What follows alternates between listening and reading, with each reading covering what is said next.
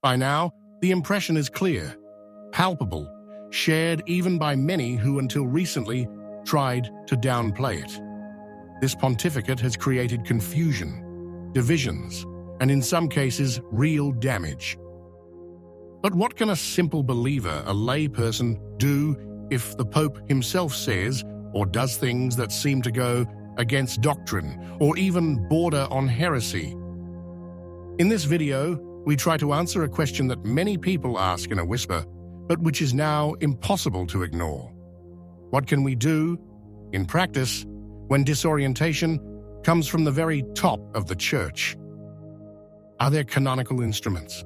Are there precedents in history? And how can one remain Catholic without closing one's eyes? Stay with us until the end. What you discover could change the way you live your faith today, in the midst of the storm.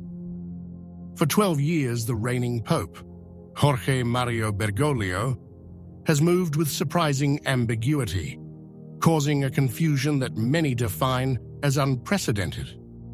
Yet in recognizing his legitimacy, the effort to avoid falling into the opposite error remains intact. Sedevacantism, that theory according to which the Pope fell because of his manifest heresies.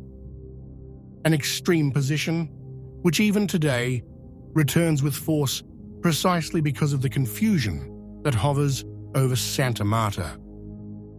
It is from this tension that a crucial question arises. How can lay people, priests and bishops, remain faithful to the Church without turning a blind eye to the obvious errors coming from the top?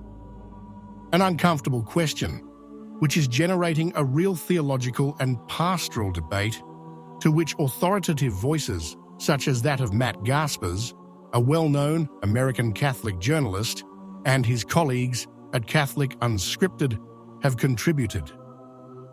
Everyone agrees on one point: the current pontificate has generated dismay, and in some cases, real doctrinal fractures.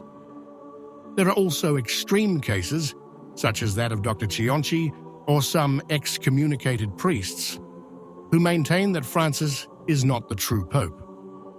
According to them, the election would be invalid because Benedict XVI never actually renounced the papacy, but only the practical exercise of the ministry. A thesis that led some priests to refuse to name Francis during Mass, incurring canonical sanctions.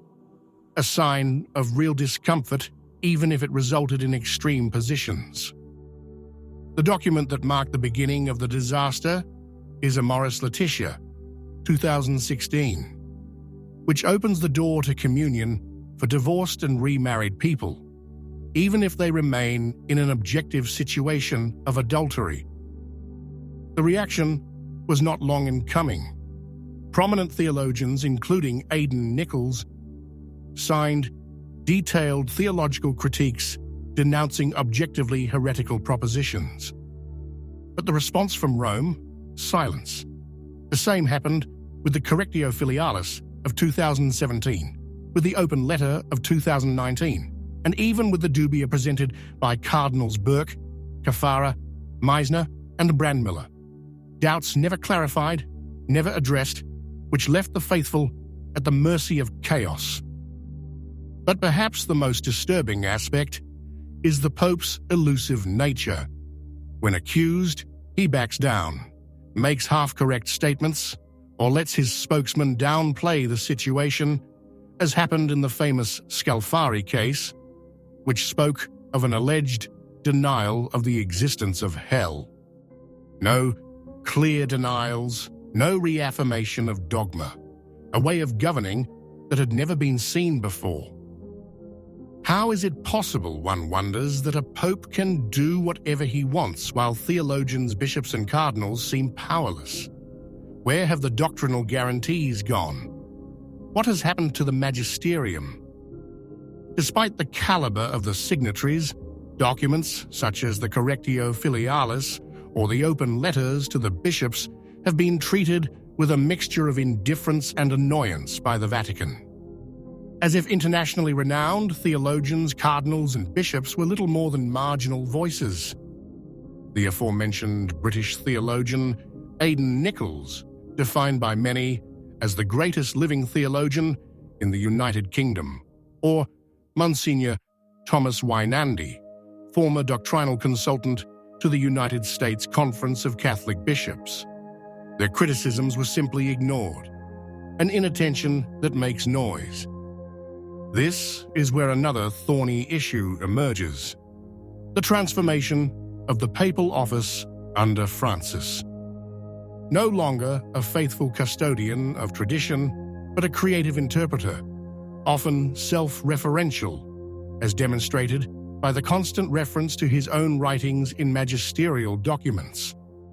A striking example is the modification to the Catechism regarding the death penalty, declared inadmissible with the sole reference to a private speech, without any support in tradition or in the previous magisterium.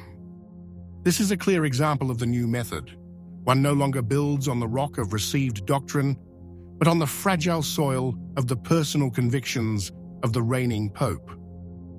It is no coincidence that documents such as Fiducia Supplicans have been greeted with dismay and rejection by many episcopal conferences. The practice is now clear. The Vatican throws the stone, and if the people of God protest, it tries to correct the shot with notes, clarifications, specifications. But the damage remains. The confusion remains. All this while, the Congregation for the Doctrine of the Faith, once a pillar of doctrinal certainty, seems to have transformed itself into an office of theological experimentation, devoid of internal coherence and, worse, devoid of real authority in the eyes of the faithful. Yet, in the midst of this doctrinal storm, one burning question remains: who has the authority to say that the Pope is wrong? And if he is wrong, who can correct him? The Church's official answer is as simple as it is shocking: no one. Or rather, only a future Pope or an ecumenical council could possibly intervene. And it is here that many begin to look at history to find precedents, footholds, hopes. The only recognized case in which a pope was condemned for heresy dates back to the 7th century.